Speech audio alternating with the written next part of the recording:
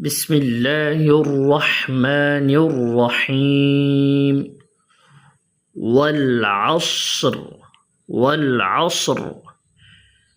এখানে সদের উচ্চারণ সুন্দর করে করতে হবে ওয়াল আসর শেষের র প্রতিটা আয়াতের শেষে র রয়েছে দেখেন এই রর উচ্চারণগুলো একেবারে স্পষ্ট করতে হবে ওয়াল আসর আসর ওয়াল আসর إن الإنسان لفي خسر إن الإنسان لفي خسر إلا الذين آمنوا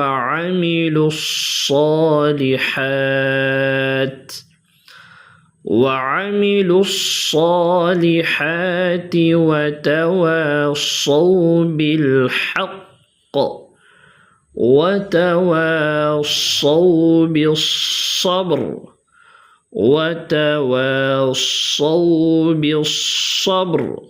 صدر উচ্চারণগুলো খুব খেয়াল করতে হবে وعملوا الصالحات وتواصوا بالحق وتواصوا بالصبر